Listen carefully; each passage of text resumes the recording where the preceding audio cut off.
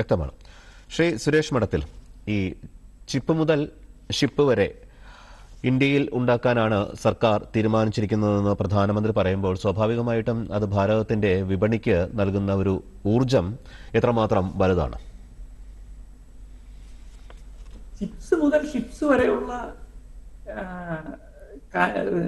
ഉൽപ്പന്നങ്ങൾ ഇന്ത്യയിൽ നിന്ന് മേക്ക് ഇൻ ഇന്ത്യ എന്ന് പറയുന്ന ആ ഒരു പദ്ധതി, അത് കേൾക്കുമ്പോൾ നമ്മൾ പെട്ടെന്ന് എനിക്ക് ഓർമ്മ വരുന്നത് രസകരമായ കഥയാണ്.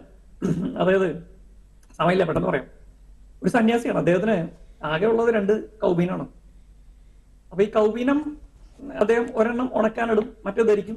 അത് ഉണങ്ങി കഴിയുമ്പോൾ മറ്റത് എടുത്ത് ധരിക്കും. അങ്ങനെയാണ് അദ്ദേഹത്തിന്റെ ഒരു ദൈനംദിന. മറ്റൊന്നും അദ്ദേഹത്തിനില്ല. അപ്പൊ ഇദ്ദേഹം ഏറ്റവും അധികം ബുദ്ധിമുട്ടിരുന്നത് എലികളെ കൊണ്ടാണ്. കാരണം ഈ പലരും നിങ്ങൾ കേട്ടാണ് കഥ. അപ്പോ ഈ എലികൾ വന്ന് ഈ കൗബീനെ കരണ്ട് തിന്നു. അപ്പൊ അദ്ദേഹം ഇത് പലരോടും പരാതി പറഞ്ഞപ്പോ ആരോ പറഞ്ഞു, സ്വാമി നിങ്ങളൊരു പൂച്ചയെ വളർത്തി മതി എന്ന്. അങ്ങനെ അദ്ദേഹം ഒരു പൂച്ചയെ വളർത്തി, എലിയെ പിടിക്കാൻ വേണ്ടിയിട്ട്, അല്ലെങ്കിൽ എലിയെ ഓടിക്കാൻ വേണ്ടിയിട്ട്. അപ്പൊ ഇദ്ദേഹത്തിന് വലിയൊരു ബാധ്യത, ഈ പൂച്ചയ്ക്ക് എന്തെങ്കിലും തിന്നാൻ കൊടുക്കണ്ടേ, പൂച്ചയ്ക്ക് പാല് കൊടുക്കണം. പൂച്ചയ്ക്ക് പാല് കൊടുക്കാൻ വേണ്ടി ഇദ്ദേഹം പലരോടും ചോദിച്ചു. അപ്പൊ പലരുടെയും അസൗകര്യം കണ്ടാൽ പിന്നെ അദ്ദേഹം ചെയ്തു, ഒരു പശുവിനെ വാങ്ങിച്ചു ഈ ഇതിനെ കൊടുക്കാൻ വേണ്ടി. അപ്പൊ അടുത്ത തലവേദന എന്ന് പറഞ്ഞാല് പശുവിന് തീറ്റ കൊടുക്കണം, പശുവിനെ നോക്കാൻ ആൾ വേണം. അങ്ങനെ അദ്ദേഹം കുറച്ച് സ്ഥലം വാങ്ങിച്ചു, പശുവിനെ നോക്കാനായി കുറച്ച് പണിക്കാരെ നിയമിച്ചു, അവർക്കുള്ള താമസ സൗകര്യങ്ങൾ. ചുരുക്കി പറഞ്ഞാൽ അദ്ദേഹം ഒരു 5-8 വർഷം കൊണ്ട് അദ്ദേഹം ഒരു ലക്ഷപ്രഭുവായി മാറി. അദ്ദേഹത്തിന്റെ ആ ഒരു ആത്മീയതയ്ക്ക് വിട്ട് അദ്ദേഹം ഈ ഒരു ലൈനിലേക്ക് വന്നു.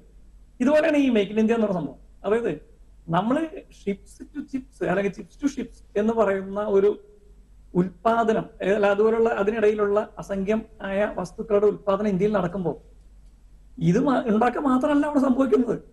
ഇതിനനുസൃതമായി ഇതിനനുബന്ധിച്ചുള്ള അടിസ്ഥാന സൗകര്യങ്ങൾ, ഗതാഗത സൗകര്യങ്ങൾ, പിന്നെ അതുപോലുള്ള എല്ലാ കാര്യങ്ങളിലും അത് റിഫ്ലക്ട് ചെയ്യുന്നുണ്ട്.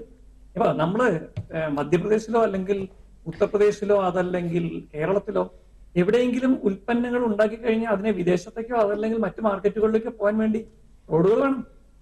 ഇതവിടെ ഉണ്ടാക്കിയോണ്ട് കാര്യമില്ല, ഇതവിടെ നിന്ന് കൊണ്ടുപോകണമല്ലോ. അപ്പൊ അതിനുവേണ്ടി നമുക്ക് എന്ത് വേണ്ടി വരും? അതിനുവേണ്ടി നമുക്ക് റോഡുകൾ വേണ്ടി വരും, നല്ല ഹൈവേകൾ വേണ്ടി വരും, നല്ല ട്രെയിൻ സൗകര്യങ്ങൾ വേണ്ടി വരും. പിന്നെ ഇതിനുമായി ബന്ധപ്പെട്ട വ്യാപാരവും അതുമായി ചർച്ചകളും മറ്റു കാര്യങ്ങൾക്കും അല്ലെങ്കിൽ പർച്ചേസിനും വരുന്ന ആളുകൾക്ക് പ്രാദേശികമായ വിമാനത്താവളങ്ങൾ വേണ്ടി വരും. ഇപ്പൊ ഉത്തരാഖണ്ഡിന്റെയോ അല്ലെങ്കിൽ മറ്റേ വടക്കിഴക്കൻ സംസ്ഥാനങ്ങളിലോ ഒരു കാര്യത്തിന് വേണ്ടി ചർച്ച ചെയ്യുന്ന ഒരാള് ബോംബെയിൽ ഇറങ്ങിയിട്ട് ടാക്സി പിടിച്ചു പോകുന്നില്ല. അവർക്ക് അവിടെ വിമാനത്താവളം കൊടുക്കേണ്ടി വരും. അതിനു വേണ്ടിയിട്ട് അതായത് ആ ഭാഗം വികസിക്കുമ്പോൾ ഈ ഒരു ഇൻഡസ്ട്രി മാത്രമല്ല അവിടെ വികസിക്കുന്നത്, അവർക്ക് താമസിക്കാൻ ഹോട്ടലുകൾ വേണ്ടി വരും. അപ്പോ ഈ മേക്ക് ഇൻ ഇന്ത്യ എന്ന് പറയുന്ന പദ്ധതി കേവലം ഒരു ഉൽപ്പന്നങ്ങളുടെ ഉൽപാദനത്തിൽ മാത്രം ഒതുങ്ങുന്നൊരു കാര്യമല്ല. പിന്നെ ഈ പദ്ധതിയെ പറ്റി പറയുകയാണെങ്കിൽ ഇത് നമ്മള് പരീക്ഷ വിജയിച്ച് നമ്മളല്ല, പക്ഷെ ലോകത്ത് ഒരുപാട് രാജ്യങ്ങളില് ഇന്ന് വികസിതമായിക്കൊണ്ടിരിക്കുന്ന പല രാജ്യങ്ങളും അതിലേക്ക് എത്തിയിരിക്കുന്നത് ഈ മേക്ക് ഇൻ എന്ന് പറയുന്ന അല്ലെങ്കിൽ അവരുടെ ഇപ്പൊ make in UK, sold in the world എന്നോ അങ്ങനത്തെ ഒരു UK ഒരു പ്രോഗ്രാം ഉണ്ടായിരുന്നു കുറെ കാലം മുമ്പ്. ചൈന എന്ന് പറയുന്നത് make in PRC, make in People's Republic of China എന്ന് പറയുന്ന ഒരു വലിയ പ്രോഗ്രാം തന്നെ ഉണ്ടായിരുന്നു. 90കളിൽ ശക്തി പ്രാപിച്ച ആ പരിപാടിയുടെ ഒരു വിജയമാണ് ഇന്നത്തെ ചൈന.